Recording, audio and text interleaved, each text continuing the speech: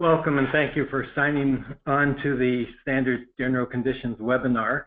We'll be talking about the A201 2017 version that just came out in April. I am Frank Musica, and one of my duties here at Schnur is to work with the AIA Contract Documents Committee. I've been doing that since 1991.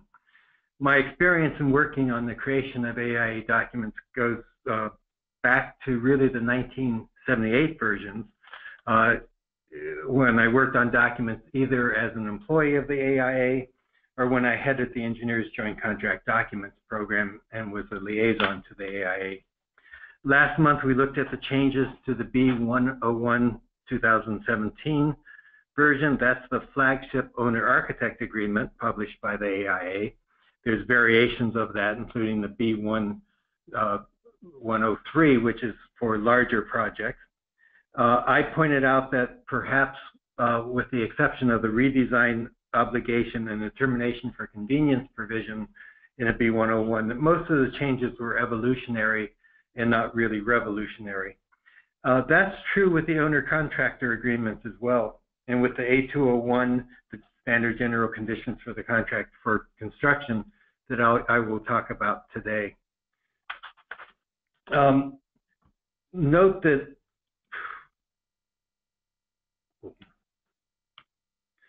if you're an architect, you can receive one HSW learning unit for this program. If you're an engineer, you can receive a certificate, or if you're any other professional who can self-report, you can get a certificate. You have to respond to a follow-up email from the webinar system. There's a form that you fill out and return to us, and that way we can give you the continuing education credits either through the AIA system or through a certificate of completion. This is the details of the webinar. It's VOS 613 Distance Education, and of course I'm Frank Musica. Here's the agenda. Here's what we're going to cover today. I'm going to give you a brief history of the A201, and then we'll talk about how the A201 fits into the contractual structure on a project, the importance of consistent language between the design agreements and the general conditions of the construction contract, and I'll mention how you can get supplementary conditions to the A201 that really help customize the A201 for a specific project. And then we'll talk a little bit about what's new in the 2017 release, the key terms and concepts, some enhancements, and we'll talk about the insurance exhibit in a little bit more detail. Just the history, the first AIA standard general conditions, the first AIA construction contract was back in 1911. It's been updated routinely. The 2017 version is actually the 16th edition of it. Now it's been really on a 10-year cycle. And except for the insurance exhibit, we'll probably continue on a 10-year cycle. The 1997 edition, 20 years ago, had some major changes that really, I think, provided great benefits to contractors. After that, owners expressed their concerns that the documents probably favored contractors a little bit too much. In 2007, some of those benefits were rolled back. You should know that in the past, other parts of the construction industry, the Associated General Contractors and other groups would review the AIA documents, the owner-contractor, contractor-subcontractor agreements, and the A201, and provide comments. Because of the change in AGC documents to the Consensus Docs organization, starting in 2007, AGC and the other construction industry groups did not have a role in writing the document or approving the document. A lot of construction industry firms and a lot of their attorneys did have an impact on the document. The AIA listens very closely to those in the industry and to owners groups in preparing the refinements each time. This time, I think the industry assessment was basically that the documents produced in 2007 only needed minor improvements, improved to minimize ambiguities. And one of the things they did in 2017 was whenever there was a fill point, it would default to something if that wasn't filled. And they tried to simplify some of the references because, unlike in the past, there's not so much hard copy documents. Everything's done electronically, and sometimes those references were inconsistent. You should know the traditional contractual structure on design, bid, build, design, negotiate, build project, and the A201 has a major part in that. On construction projects, there's contractual relationships created between owners, architects, consultants, contractors, subcontractors, subcontractors, and others down through many multiple tiers of participants. If those were based on custom documents each time, it would be very hard to coordinate responsibilities and rights. There's a huge potential for gaps, for overlaps in the responsibilities of all the participants on the construction project. So to prevent or solve that problem and coordinate these relationships, the parties can use a family of documents, and that's where the AIA form documents come in.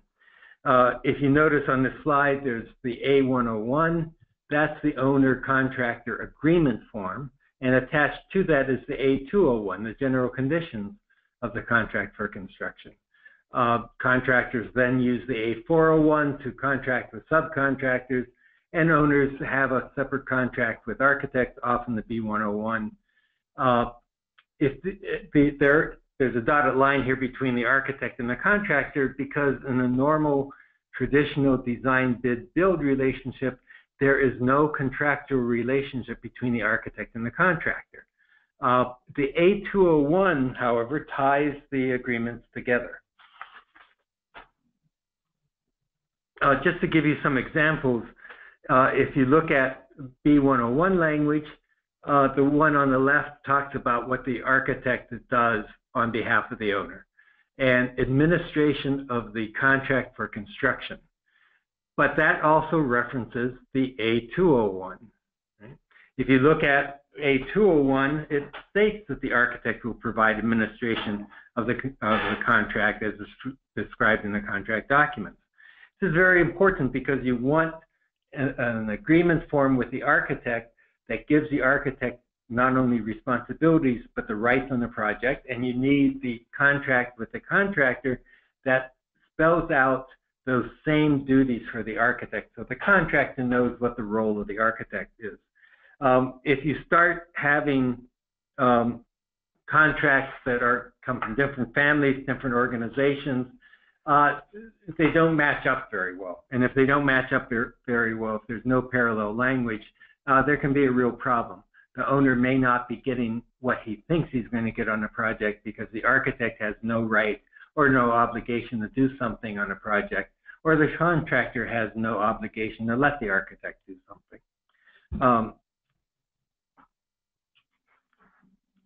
Here's another example. The kind of flow down provisions from one to the other.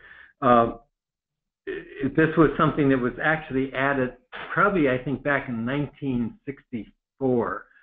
Vic Schinner, who ran our company, was on the documents committee in 1963, and he brought up that architects really do not have control of construction sites and therefore should not have responsibility for what goes on construction sites.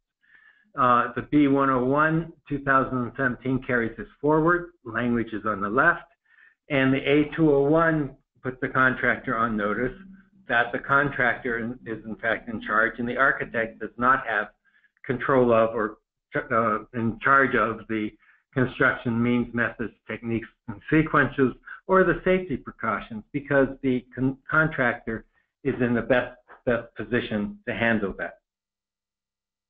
Now, again, if you have manuscript forms, differing forms between the owner and the architect and the owner and a contractor, there can be confusion there. There can be a real doubt about who has authority and who has responsibility. One of the things you should know that just as with the owner-architect agreement, where there is a document called B503, with the owner-contractor agreements, there's a guide for supplementary conditions. That's A503. The new A503 will probably come out next month. It's being refined right now. There's a documents committee next month. I think everything will be finished by that time. And the A503, as with the B503, are accessible free of charge from the AIA through the website, and this shows you how you get the A503. Some of the things that A503 can do is, what happens if the client is a tax-exempt organization, like a school or religious organization? They're treated differently, right? And there's other provisions in the B503 on ways to handle retainage or termination fee provisions and many others. Okay, let's get on to some of the key terms and concepts that are in the new 2017 version. First, I should tell you some of the things that continued. Some of the things that were in 2007 that really survived into this new edition. There were some major revisions made in 2007. These were introduced, and when they were introduced or reintroduced in one case, they were somewhat controversial. I think they've been accepted by the industry now. They were added to the earlier versions because of responses from owners, contractors, other industry partners. They really have survived the test of time, and we'll talk a little bit more about them. But they really have carried over from 2007 for this decade's edition. The initial decision maker, just like in the 2007 editions, the owner and the contractor agreements, that the owner and contractor have the opportunity to select what's called an initial decision maker, sometimes called a standing neutral. And that independent decision maker provides some preliminary assistance in disputes, often the disputes that relate to contract sum or contract time. There was an important concept that went into the 2007 editions, and it was retained for 2017. The idea is to help resolve issues before resorting to a formal mediation or adjudication, arbitration or litigation. The default is that the architect will be the initial decision maker, but it could be anything else. It could be a dispute resolution or dispute review board. It could be another standing neutral, but it's the architect if the parties do not name a third party to do that. And during this time when the architect, or even when a neutral third party does it, they really have something called a quasi-judicial immunity. As long as they act in good faith as the initial decision maker, they can't be sued for their suggestions, right? And again, what really happens in the initial decision maker role is that the owner and contractor have a disagreement. Again, contract time, contract sum could be part of it. Something in the project causes a dispute. Something causes some kind of a disagreement. So the first thing they do is they go to file a claim with the initial decision maker. Again, usually the architect. The initial decision maker evaluates all the facts around that claim and approves or rejects or sometimes says, I can't come up with a solution for this. Normally, the initial decision maker's resolution is binding. The decision is binding because that's what the parties want. That's why they went to the initial decision maker. They want somebody to say, okay, this is the way the contract reads. This is what you're supposed to do. Owner, you're supposed to pay for this. Contractor, you're supposed to be doing this. And that initial decision maker is supposed to be neutral during this process. But there's a backstop to that, because if the initial decision maker's decision is not accepted by the parties, they can go on, and they can go on to mediation as the next step, or adjudication, arbitration or litigation after that. So the independent decision maker's decision is binding, but it's still subject to mediation and dispute resolution.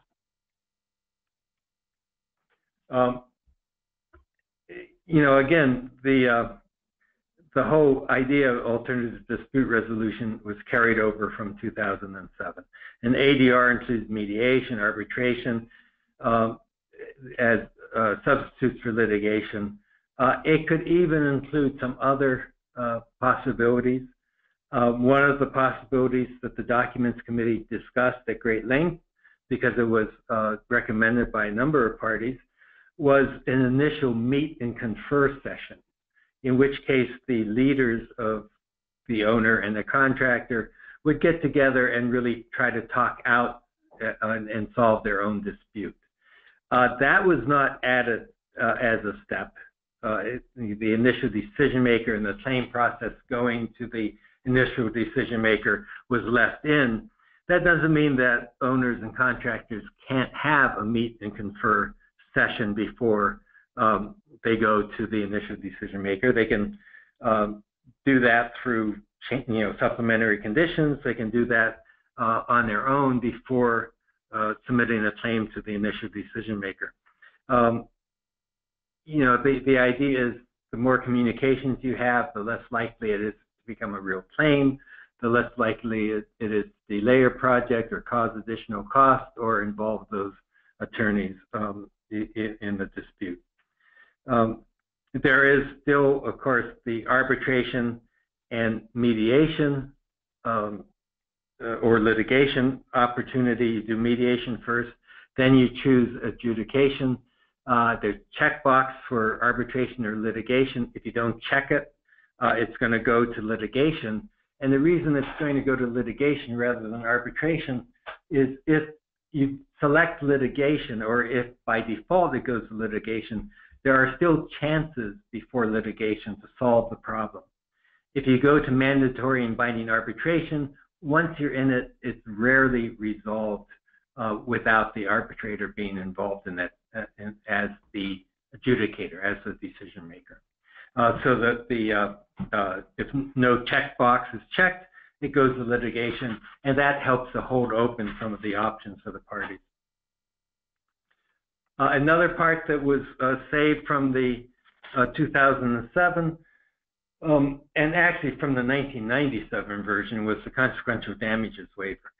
This really deals with non-direct damages, right? It was added in 1997 mostly because contractors and to a great extent owners thought it made sense. There are a number of cases where contractors were held liable far in excess of what they ever imagined they could be held liable for because of consequential damages. Those are damages that really flow from the failure of a party to perform, not direct damages that are easily calculated during the course of negotiating the contract. Often consequential damages arise because of a delay by either the owner or the contractor. But they're not easy to prove. And because they're not easy to prove, they often result in lengthy claims and disputes. And consequential damages are why you see so many construction attorneys driving very expensive cars. It takes a lot of money to resolve this. So the mutual waiver of consequential damages was added in 1997. It was retained in 2007 and flows through to the 2017 document. It was really left intact because it helps to avoid large, complex claims that are generally uninsurable to either party. You should know that the There's a similar provision in the B101 that's been carried over. That's a little bit different because it's rare that an owner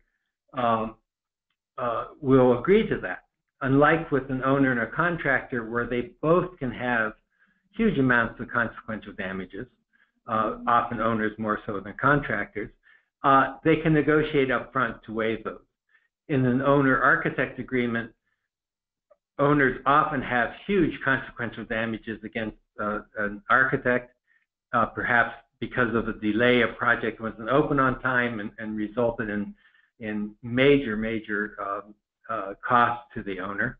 Rarely is there a situation where the architect can collect consequential damages from an owner. It just doesn't work that way in the facts of a project. So there's some discussion about whether or not that still makes sense in an owner design professional agreement. It was left in 2017. The waiver of consequential damages, this time around, some of the owners said, wait a minute, we're still not seeing the benefit of this as much as contractors are. And some of the changes that are made to the owner-contractor agreement in A201 often deal with what's defined as a consequential damage.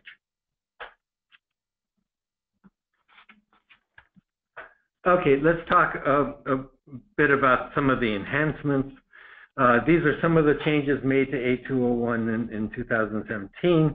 Some are just modifications to previous language, some are brand new. I'll cover them, some of them pretty quickly because we don't really have time to go into much detail. And since most of you are not contractors, you probably don't care nearly as much as they do about these changes. The last two items on that list, I'll talk about the insurance exhibit. I won't really talk about the sustainability exhibit. But these were two exhibits that were really modified in format rather than content. There's not that many changes in them. They really contain language that you should recognize from the 2007 version. The insurance exhibit, again, is a new idea, and we'll talk a little bit about that. The sustainability exhibit is just a new way to handle projects where specific sustainability goals are established by the owner. And the same sustainability exhibit is really attached to both the owner-architect agreement and the owner-contractor agreement. So everyone's on the same page on sustainability. Let's talk a little bit about that first one, the digital documents. You know, this is an area that's been changing rapidly. They knew in 2007 that they needed to address it, but they weren't sure how. They referred to other documents, and they've updated those documents routinely. In 2007, this top provision was actually Section 1.6, now Section 1.7. It was modified this time around to require the development of digital data transfer protocols. In 2007, it really said that the parties should endeavor to develop these protocols. Now, because digital data is being used routinely, they made it mandatory that you develop these protocols up front. The new provision, 1.8, Section 1.8, it really recognizes that exchanging the digital information for projects can create significant risk and really assign significant responsibility to one of the parties. With the use of BIM, there has to be really an understanding about the use and the ability to rely on the use of various elements of models at various stages. That's why the AIA references these other documents. Again, these documents were updated in 2013, and they clearly spell out the rights and responsibilities of parties involved in digital information transfer.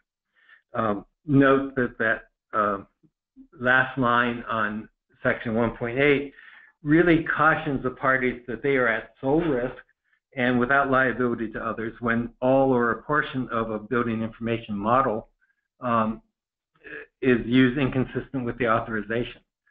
They just take it upon themselves. They're taking that risk. It's not going to affect the other party. Project communications, one of the changes, and driven in part by the digital age, was how notice is provided between contractors and owners. Now notice has to be in writing. That's really a promotion. This was something buried in Article, I think, 13 of the 2007. It's now in Article 1. They simplified it to say all notices have to be put in writing. Now, these notices listed on this can be sent electronically because for the most part, the legal system allows written notice to be really served by email. So it's not hand delivery. The only exception is a case of a notice regarding a claim, and that must be delivered by certified or registered mail or by a courier providing proof of delivery. That notice cannot be sent electronically. And the reason for that is really simple. There shouldn't be any disputes regarding a lost letter or an email that went to a spam folder when something as important as a claim is involved, because there's a 21-day rule that involves how you respond to a claim, and that can be affected if something isn't clearly transmitted from one party to another. So that's why they left that has to be in writing and hand delivered, or somehow delivered in a way that notice of delivery is provided. One of the changes that happened in 1997 that gave contractors some benefit was how they could ask for information on financing. Much of that was really rolled back in 2007, and that was very poor timing because a lot of contractors went bankrupt or close to bankruptcy because owners started projects without the money to finish projects, or something happened during the construction that meant the owner could not pay for the construction. And this put contractors at significant risk. It also, of course, put architects and engineers at risk too, because many of them weren't paid for their fees during the recession. But contractors have a lot of skin in the game. They have a lot of equipment out there, and they need to know whether or not that owner is really serious and has the financial ability to pay them. So what existed in the prior version of A201 has been revised to clarify the contractor's rights before beginning the project and while the work is underway. Owners are sometimes reluctant to constantly reassure contractors of their ability to pay or to satisfy their contractual obligations. But now the contractor has no obligation to start the work unless and until the owner provides sufficient evidence that the owner can pay for the work.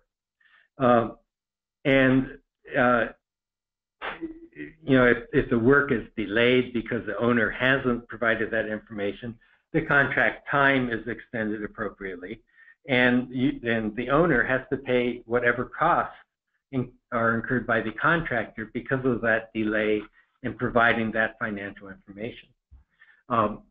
Once the project is underway, there are limited situations where the contractor can request evidence. This was changed, I think, loosened somewhat. If the owner doesn't make payments, contractor, of course, can ask for proof that the contractor or that the owner can pay. Or if there's a change in the work that materially changes the contract sum, the contractor has the right to note that the owner has the money to cover that change. And the other one that was added is, if something kind of warns the contractor that there might be some financial problems on this project. If the contractor has a reasonable concern about the owner's ability to pay when payment is due, the contractor now can request verification that the owner has the ability to pay. The information, of course, has to be kept confidential, but at least contractors can go on knowing that they're going to be paid. Again, work has to be stopped because that information isn't provided by the owner in a timely manner. The contract time will be extended. Likewise, probably the contract sum because of the delay.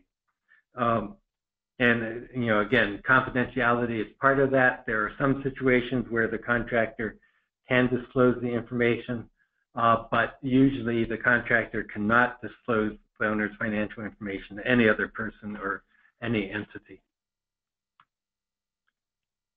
Also in the area of project communications is the construction schedule. Prior editions required the contractor to submit a construction schedule for the work that would not exceed the time limits that were listed in the contract documents and had to relate to the entire project to the extent that that's required by the contract document, and had to provide for practical and reasonable execution of the project. In the 2017 edition, there is now a requirement that the contractor's schedule must contain detail appropriate for the project. Things like data commencement, milestone dates, proposed date of substantial completion, has to provide an apportionment of the work by trade or by building system, and the time required for completion of each portion of the work. That may sound like a lot of obligation on the contractor. The changes were really meant to balance the need for a more detailed schedule with the ability to use this A201 2017 on projects of differing complexity. Sometimes a simple bar chart will be enough. A full-blown CPM schedule might be required. Other provisions to address more complex scheduling can be found in the supplementary conditions. There's some suggestions in A503, and of course, when you're writing the specifications, Division 1 can put out more information, more requirements on the contractor as well. Let's talk about communications. The AIA contract documents long recognized that the architect has an important role between the owner and the contractor. On a normal construction project, the architect represents the owner in administering the contract for construction. So the architect had a special role as kind of the in-between the contractor and the owner. But the architect also really is indispensable in the planning, design, construction phases of the project, and really needs to be seen by the owner as a key and trusted advisor.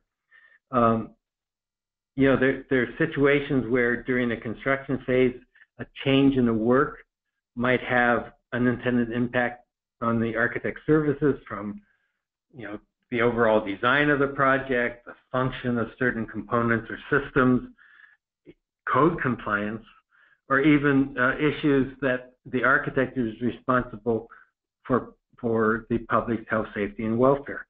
So prior editions of A201 required that the owner and contractor communicate through the architect because of that role, unless there was something specific where they were authorized to do otherwise.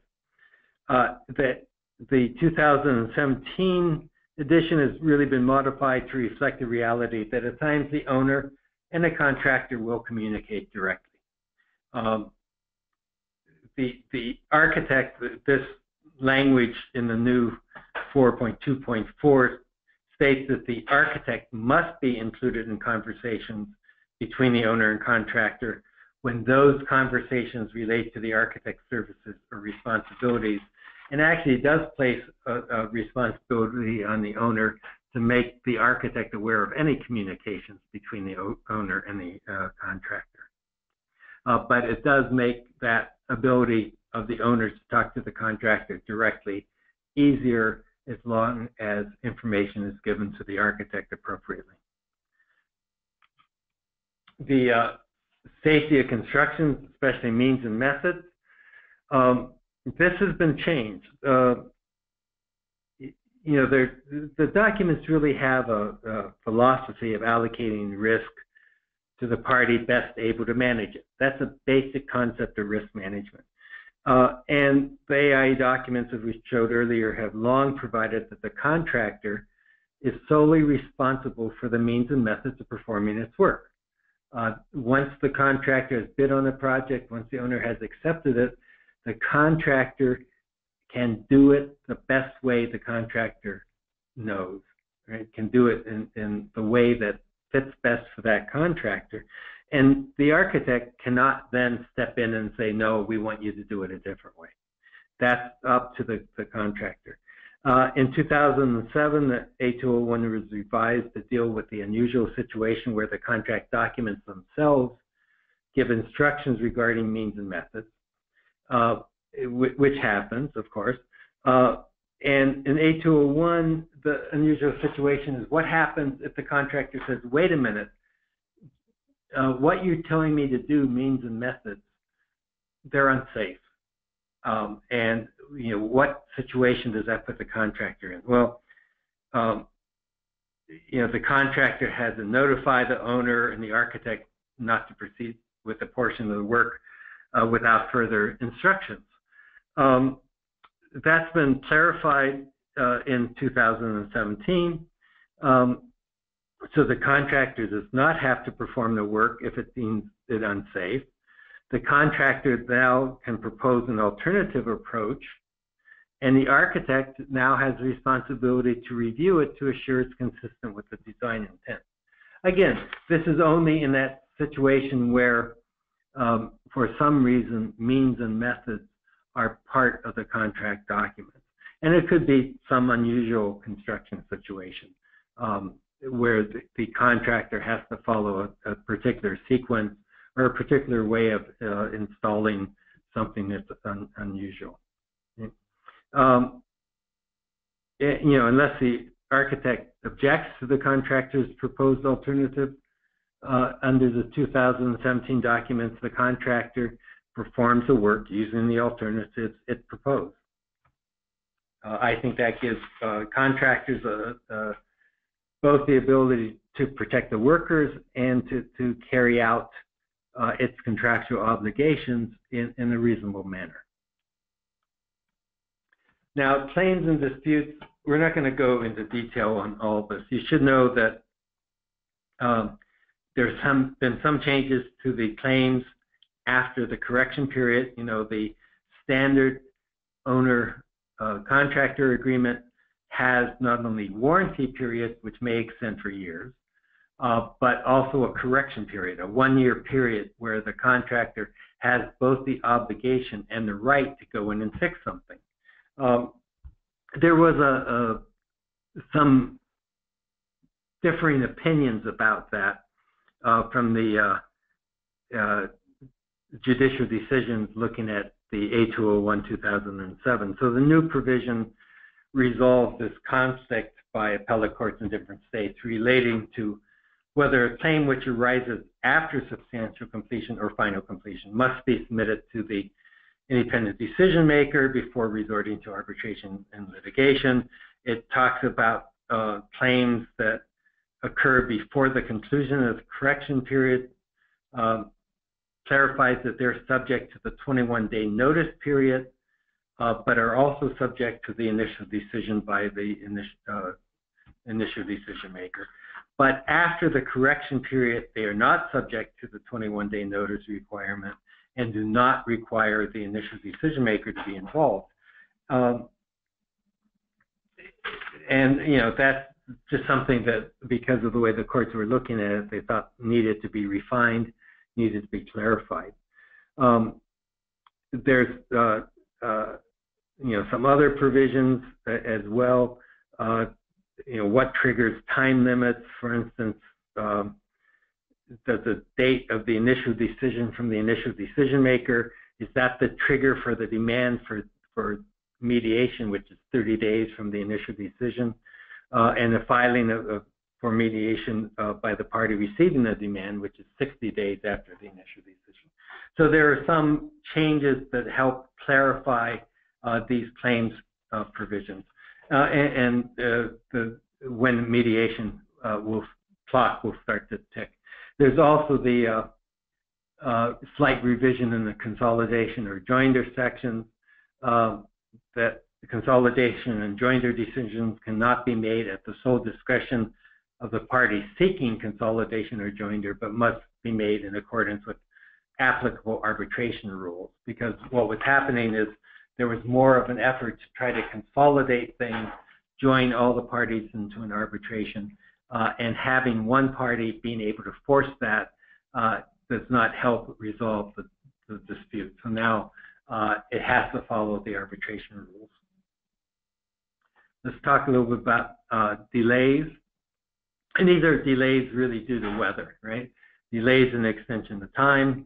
Revisions of this section clarify that adverse weather conditions, and they're set forth in 15.1.6.2, may entitle the contractor to the extension of contract time. If the contractor must make an assertion as to the impact the delay has caused on contract time, and that must be approved by the architect. In the past, it was the architect making a unilateral determination of the impact. That was in the 2007 version. Now it's the contractor making the assertion and the architect approving the information provided by the contractor. This is also one of those times where the supplementary conditions might be helpful. The A503, as it's about to come out, further defines what adverse weather is to be in a local area over a defined period of time. And part of this was, we are seeing tremendous changes in the climate in recent years. And many of the conditions that defined the weather responsibilities were based on 50 years or 100 years of information. And that just isn't valid anymore. So now a 503 can look back at 5 years, right? So, if you're doing something in Florida, tropical storms could have a major impact, or tropical storm or hurricane could have a major impact on construction projects, far more than they've ever had in the past. Now, one of the parts of A201 that some contractors love and a lot of them hate is the idea of delegated design. There has always been delegated design. That has increased in recent years. Some contractors who see their futures as being more involved during design look at this as an opportunity to make more money and have more control of a project. Others are saying, no, I just want to build what you tell me to build. I don't want any involvement in the design of that project at all. I think the former, the ones who look at this as a profit opportunity, are probably becoming more dominant. They certainly are buying professional liability insurance to cover them when they're involved in design decision making. But in the past decades, this has risen. Many projects, owners and architects choose to delegate the design of specific portions of the work to the contractor. And then the contractor hires its own design professional, if it doesn't have someone in staff, to perform the design based on design criteria provided by the architect. And that happens with elevators, prefabricated stairways, handrails, railings, curtain walls, any number of things, sprinkler systems, irrigation systems. The provision was added this time around that really says the contractor can rely on the performance and design criteria provided in the contract documents. Yeah, that makes sense, But then there's this other step. The language requires a contractor to provide the owner and the architect certification from the contractor's design professional that construction work based on the design professional's design has been completed in accordance with the design criteria. Some states will see that differently. In some states, they're looking at the original design architect who comes up with the criteria to actually examine what was designed. And in some states, they actually overstamp so that the architect of record has to overstamp the information that's provided by the contractor's design professional. So you have the contractor's design professional signing and sealing something, but in some states they still say, wait a minute, that's not that contractor's responsibility because the contractor is not authorized in the state to provide those services. The architect of record still has to sign and seal it, making it questionable as to who actually is responsible. There's been changes in the termination for convenience that actually show exactly what's happening with the owner-architect agreement too. And part of that is that termination for convenience in construction contracts is relatively new. It used to be that you had to do what the contract required. You were required to do that, either a professional service agreement or the general condition of the construction contract. But the A201, which contains the termination for convenience provision, used to say that the contractor was entitled to lost overhead and profit, as well as direct costs of closing a contract, like closing out a subcontractor's contract. Owners hated that. They hated that in design contracts. They hated that in construction contracts. So they often struck the overhead and profit language. And that seemed unfair to contractors. So the new approach is to identify an agreed fee right up front for such termination. So the owner then can really quantify its risk. If I want to terminate for convenience, what fee will I have to pay? Right? Rather than a vague overhead and profit. So the fee can be structured in a number of ways: percent of remaining work, a lump sum, some graduated scale depending on what work was already finished. It could be any number of things, but it's negotiated upfront in an amount that really liquidates the owner's liability to the contractor because of the contractor's lost business opportunity or overhead and profits that the contractor expected to receive for the unperformed work. It doesn't completely liquidate the owner's liability for termination to the contractor for the contractor's downstream expenses, but it does make that bargain right up front. Claims from contractors, subs, and suppliers may be separately payable as costs incurred by reason of the termination. Again, they can elect a simple termination fee that includes not only the contractor's cost, the lost overhead and profit or lost opportunity, but the contractor's cost for the subs and suppliers too. And you can negotiate that up front if you want to do that. That means you also have to edit not only A201, but you have to edit A401, which is a subcontractor agreement. Now, let's talk a little bit about the insurance provisions. There's a new insurance exhibit.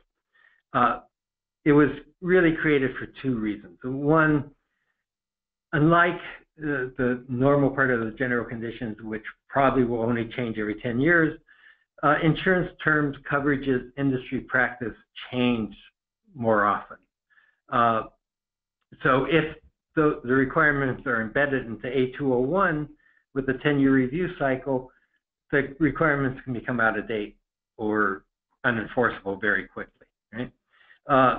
Putting the insurance requirements into a separate document, this exhibit, makes it easy to send that exhibit to the contractors, the owner's insurance brokers, and the attorneys involved, and not provide temptations for them to make changes elsewhere in A201. So it just separates out all the most of the insurance information. Insurance is, construction insurance especially, is extremely specialized and complicated. Owners need to have their own insurance broker or an insurance attorney to help them. Contractors need that as well. We want to caution you yet again that even though it's been decades since the exclusion of coverage in a professional liability policy was for providing insurance advice, that used to be excluded. You have coverage for that now, but it's not prudent for you to look at the insurance exhibit and tell the owner what the levels should be or what optional insurance should be required. You're not an insurance expert, and if you do that, you can end up getting claims against you because of deficiencies in the insurance coverage, because the insurance coverage did not match up directly with the needs, and you can even end up with a fiduciary liability exposure because you've really stepped in on part of the owner and handled the owner financial operations. So be very careful about that. The new exhibit moved stuff from Article 11 into this, but not everything. The owner's insurance, contractor's insurance, discussions of additional insureds and performance and payment bonds, that was all moved to the exhibit. There's also an exhibit for the A102 and A103, which are different forms of contracts with contractors, but not for the smaller or limited scope projects. They have integrated insurance and bond requirements built right into them. The insurance requirements, for instance, for the owner, talks about the general liability insurance, the owner's commercial liability insurance. It talks about some specialty coverages when, for instance, there's a weather event and something has to be demolished or removed.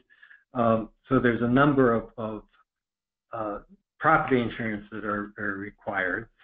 Extended property insurance, loss of use, those kind of things that the owner can buy but is not forced to buy by the exhibit.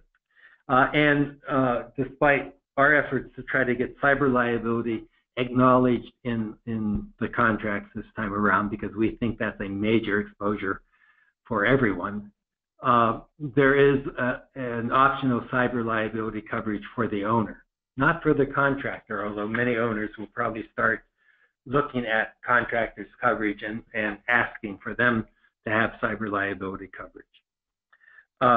The contractors' insurance and bonds, you should know that one of the things that has been carried forward is that the contractor is supposed to cause the owner and the architect's consultants to be named as additional insured under the CGL policy for the contractor's negligence, acts, or omissions. Now, that was in there before, and the major change now is how they specify it. One of the things we argued is it doesn't make a whole lot of sense to say that the contractor has to name parties as additional insured if they do it improperly. And what was often happening is the architect would be named as an additional insured on the CGL policy under an endorsement that did not apply to the architect. So one of the things they added this time around is a list of the ISO, which is the standard insurance provisions, endorsements. And there's a number of them for additional insured status. But if you're an architect being named as an additional insured, you want the CG 20320704, right? So that's the commercial general liability one, and the 2032 is the important part of it. The last part is dates, but that's the one that says you're covered as an additional insured, even though the contractor is not performing services for you, which is what the endorsement is when the owner gets it. Likewise, if the contractor is required to provide professional services part of the work delegated design, there's a requirement that the contractor carry professional liability insurance as well. And again, many contractors are doing that already. The A201, some things remain in the A201, the obligation to purchase insurance, notice for cancellation or failure to renew the insurance. That has changed somewhat because in the past, insurance companies were often held responsible for providing that notice. Across the industry, they really have stopped doing that. So the new language requires that either party to notify the other party in case there's a change in coverage. So it's on the insured, not on the insurance company. There's still the waiver of subrogation of insurance rights. And what that means is before a claim happens, you waive the ability of the insured to step in and take your position. Because what would happen is the insurance company would pay a claim, then take over the rights to sue, and would sue everyone they could to recover the amount of insurance they paid out. And that held up projects. So now the idea is that there's a waiver of subrogation, you buy insurance, insurance covers it, that's the end of it. And a settlement of an insured loss, the owner receives the insurance but acts as a fiduciary for the architect, for the contractor, and distributes the settlement as appropriate, for whatever is needed for that.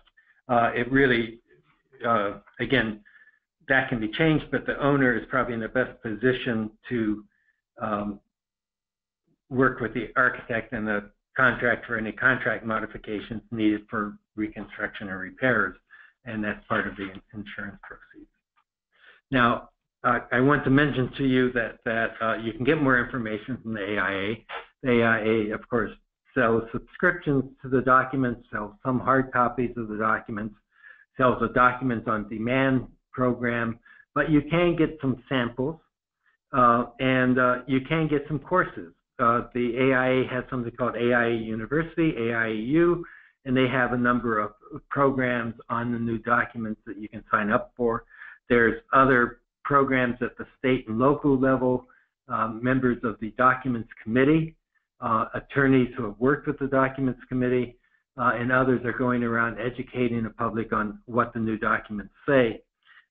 You can also get answers for questions about the AIA document content by going to DocInfo at the AIA. And you should know that we will be putting on our website not only this webinar and the webinar from the last time on B101, which is already accessible on our website, but we will be putting management advisories and other information on the changes to the AIA documents for 2017. We'll be focusing mostly on the professional service agreements, but we will have information on the A201 changes and the A503 modifications to A201 as well. Now, I'm looking for questions to see if we have any questions I can answer at this time in the short time we have remaining.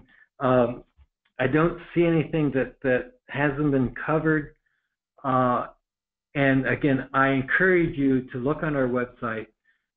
We will be having more information on the AIA documents posted on our website through management advisories and other documents. And do not hesitate to go to the AIA website, aia.org, look under contract documents, and look for the educational information. Among other things, they'll have comparisons between, for instance, the A201 2007 version and the A201 2017 version. So you can look at a side-by-side comparison and see where the changes were made and where the additional language was added. That's very helpful in educating you and helpful for you to educate your client on why an A201 is important. All right, since we don't have any other questions, I'm going to sign off. I thank you all for participating in today's webinar. And again, please go to Schneider.com AE Risk Management for more information.